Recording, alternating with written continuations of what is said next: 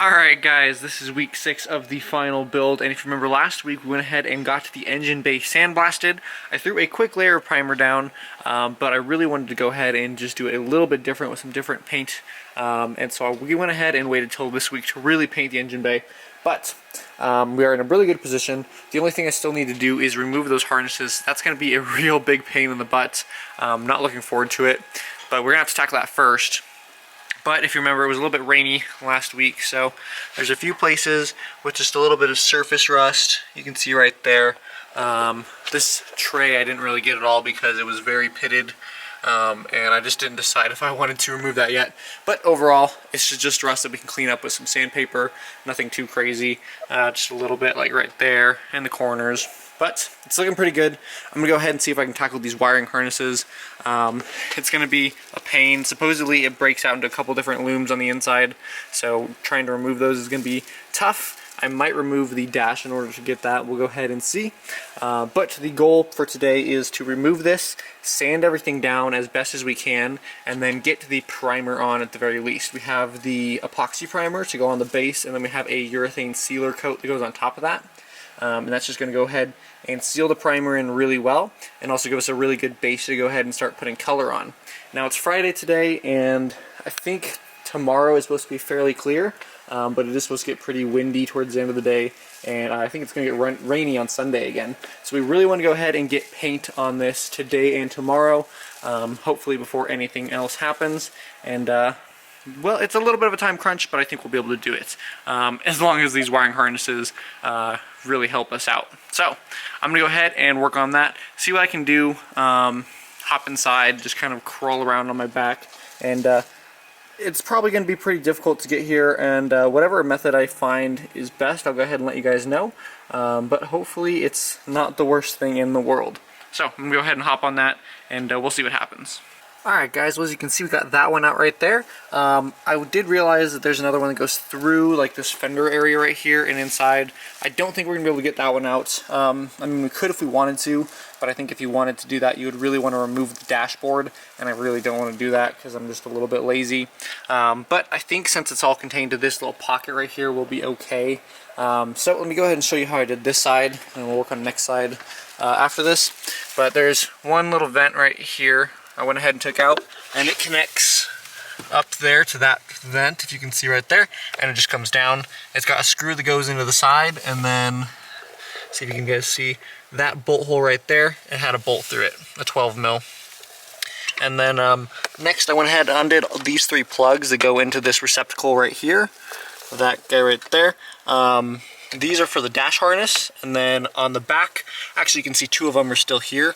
Those are also for just the body harness, so I didn't technically need to remove them. I think the one furthest towards the firewall, or towards the side here, let me back up so you guys can see better. I think the one furthest towards this side was the one that we ended up removing. There's 2 whites and a blue. You can see there's a white and a blue left here. So whichever of these 2 go into the same harness, it's the one that doesn't go into that harness. And then let's come back down here. There's this plug right here that was kind of up like that. Unplugged him. This seems to be a main power plug. I think it might be for the fuse box. And then the harness that went into this right here, went ahead and removed that as well. And then once I got those out, the harness went up through those clips right there, and then around through that clip right there. And once you kind of peel that clip back, that one's pretty soft plastic. These ones I was kind of scared about breaking. But once you get them out, then you can just push the grommet through and it'll just get it out the firewall. So this side is pretty good. I'm gonna go ahead and move on to the other side and see if we can get that one. I think it has the same thing where it has some wires that go through this portion right here. So we're just gonna go ahead and remove this grommet so that we can get access to this area a little bit better. Alright, hopefully you guys can see this enough.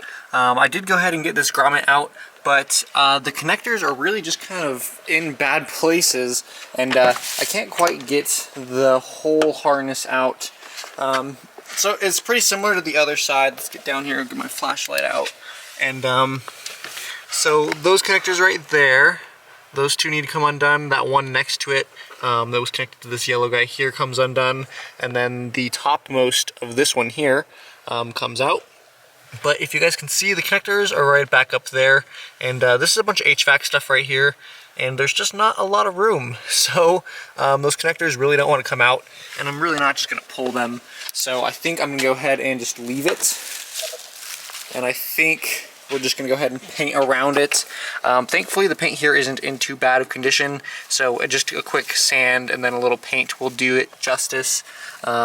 But we'll go ahead and see if we can get down in here really, really well. Now that we have all this out of the way, it's really not too bad. But it was just trying to get this clump right here up and away that was really the main priority. So both sides still have wires, not optimal, but I think we'll be fine. Next thing I'm going to go ahead and do is just start prepping. So first thing we're going to do is sand, and then once sanding is all ready to go, we'll go ahead and start putting some more plastic sheeting around here just to protect everything. There is still a lot of dust and sand from the sandblasting all around here, so we're going to go ahead and spray that out first, and then we'll go ahead and sand and then move on from there. So fingers crossed this turns out pretty well. Alright guys, I have no idea how much of this you can see, but the sanding is coming along really, really good. I don't know if you can see right here, because this was high fill primer, which isn't bad, but it was very kind of like grainy and rough, so we really needed to knock all this down before we could put the epoxy primer on here. But it really shows you just how wavy metal like this is. I don't think it's bad that it's wavy like that. Both sides have those waves. I think it's just part of the manufacturing process. But I think actually having some high fill in here will just help smooth it out a little bit. Not too much, but it'll be pretty cool. Any place like where there's like a lot of rust, like especially right there, I didn't really paint that at all. And then even in the corners right here, if you can see it, I'm going to go ahead and hit it with a wire wheel just to completely clean it out of any rust that might be in there still. Just because the sandpaper, I mean, it would work, it would just take a long time. So I went ahead and blocked it down and then used my hand to do a lot of it. There's still a few places that I want to go ahead and go over again, but it's getting really, really close. I'll probably go ahead and just skip to the next time you guys see this. We'll be putting on actual first coat of primer. Hopefully it goes well, and hopefully it looks pretty good, and we can clean this off well enough. I am worried about just, dust and stuff being outside. I'm going to sweep all this up first and then try to kind of box this in plastic so we get as little outside dust in here as possible. But the wind is picking up a little bit, so fingers crossed that we can at least get the primer on today and it doesn't get too windy or rainy at all. I don't think it's supposed to rain. These skies are clear currently. Alright, anyways, let's go ahead and hop forward and see how that primer's doing. Alright guys, hopefully it is not too windy. I went ahead and got the first layer of, well, kind of 2 cans of epoxy primer on here. And it is looking really, really good. I'm super happy with how it came out. There's a few places, kind of like right there, if you can see where there's a little, like, I don't know, build up basically. And I think what I'm gonna do, my plan is to put 2 layers of the urethane primer on, the sealer, and see if that goes ahead and smooths out a little bit. And if not, I'll go ahead and sand down just any areas that are more prevalent, like up here where you're really gonna see it. And then the last layer I'll go ahead and lay down as smooth as possible. But it is looking really, really good. Let me go ahead and show you the paint that I'm using. It is this 2K epoxy primer from Spray Max. That is, I guess, the part number right there. And just a real quick word, guys. Anything that is like this, where you have one of these little dudes and you push in a button on the bottom, any of these 1K, 2K stuff, typically these are activated, which means that when you push this in, a hardener actually goes into the epoxy, or into the paint itself, and that's what cures it. It's not just air or like heat, kind of like normal paint does. So it's actually a curing, it only has a shelf life of like 4 days, it says, after you push the button. So what you want to go ahead and do when you're using this kind, you want to make sure you're using a full face mask, kind of like this. I guess this isn't really a full face, but it covers everything really, really well. This is a 3M mask. I'll go ahead and put the link to this, or at least the part number for this, down in the description. I got these on Amazon. It really wasn't that much. The mask itself was like $25. The filters were like $25 or $30. So the filters are more expensive, but you get 3 sets of them, so not too bad. But you really, really want to use one of those with something like this, because if you breathe this in, it will cure in your lungs, and you really, really, really don't want that. You know, regular paint, you really don't want to breathe it in anyways, but this, you really, really don't want to breathe it in. So, if you're going to go ahead and go the extra mile to get really nice paint, just spend the extra few dollars and protect your lungs. And eyes if possible. I wear glasses, so I don't really have good eye protection, but something like this is a absolute necessity. So, I'm going to go ahead, let this set up for just a little bit, probably 25-30 minutes, and then we go ahead and start spraying the epoxy primer, or sorry, the urethane primer. I'm going to go ahead and save a little bit for areas back behind here. I'm going to leave this for where it is right now, because when I move this, sand falls, and I really don't want sand in my nice prime painted areas. So right there and right here in this corner, I'm just going to kind of do everything around it. And then right when I'm about to be done, I'm going to go ahead and just kind of finish it off just right here in the corner. That's the plan. Those corners weren't really in bad condition anyways, excuse me, so I think that is going to be okay if we just lay down some nice color, or lay down a layer of primer and then a new color. I think it'll look just as fine because we didn't do quite as much work as the rest of the engine bay here.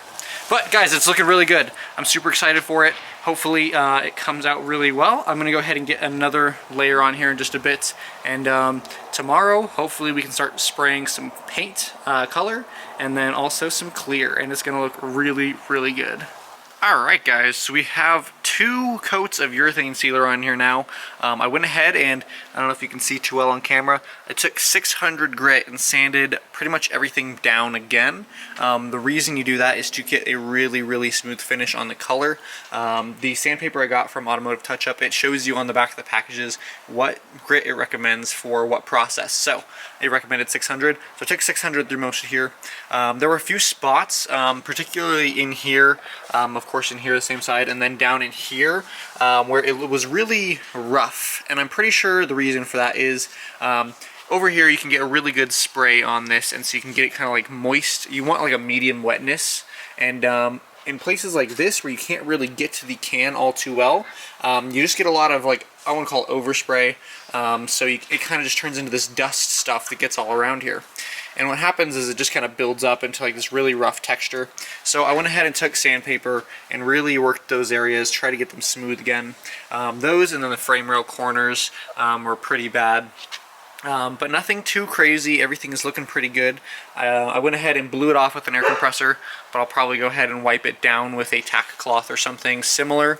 Overall, it's looking pretty good. I went ahead and stuck on some seam sealer. You guys could probably see it right there. Up over here, I did a little bit more on this side. Pretty much any place where there was a seam and it kind of looked like it was separating a little bit, just to go ahead and protect it. This is really just to help seal in 2 pieces of metal that were welded together, because you can't really paint 2 pieces right next to each other. So if you have them butting up against each other and any moisture gets in there, it will rust. So any places where it looked like there was a little gap, I went ahead and filled it in with some seam sealer. I did up here on both sides because it was pretty gappy over there. And then over here, let me see if I can get a better view on this. Over here, there was just a really big gap right there and right there, just from Nissan themselves. So I went ahead and filled those in. All the seam sealer that was around here that I had trimmed earlier, I just left it. Oops, touched a little bit of seam sealer. I forgot to do that corner. But anything that was around here that I trimmed, as long as there's no gap, I just left it alone. I didn't fill it in. If you remember, there was seam sealer around these lights here, the headlight brackets, and I'm going to go ahead and just leave those alone because we're actually going to be painting the metal here and then the metal as well. I think when Nissan put it together, they just didn't paint that section that touched each other. So that's why they put seam sealer, but we will go ahead and paint over that, so it's going to be fine. Overall, it's looking really good. It's just, a lot of meticulous sanding. You can see that there's, well, maybe you can see, it looks a little rough right here, so I'm probably going to go ahead and hit a couple of these places again with some more 600. I spent like half an hour sanding it before, and I've got to wait half an hour for this urethane seam sealer to go ahead and cure enough to paint it. I'm going to go ahead and just throw another coat of primer on top first, and then we can go ahead and look about paint afterwards. I don't know if you guys can tell, it's a little windy, a little cloudy, and today was supposed to be the sunny day, and then tomorrow is supposed to be the kind of sad, almost rainy day. It was 20% chance, but it's looking not very good. So hopefully we can get some color on today. I don't know if we're gonna be able to get clear coats, but I would really just like to get a couple layers of color if possible.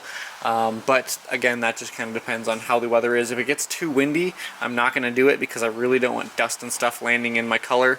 That would just really annoy me. So if anything, we'll go ahead and wrap this up again and wait till next week, and fingers crossed it'll be fine.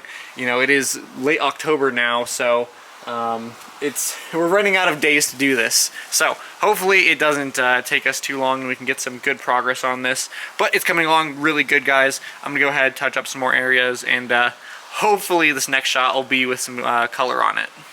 Alright guys, well unfortunately it got pretty stormy and nasty last weekend, so I went ahead and covered everything up. The engine bay is wrapped in plastic, and then I put just a cover over the entire car just to kind of help things out.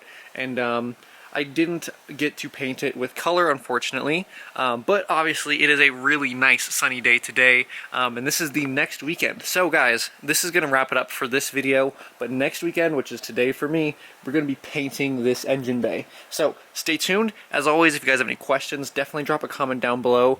I'm really excited to get paint on this, so hopefully next week we make some really good progress. And as always guys, I hope you have a great week, and I'll see you guys later.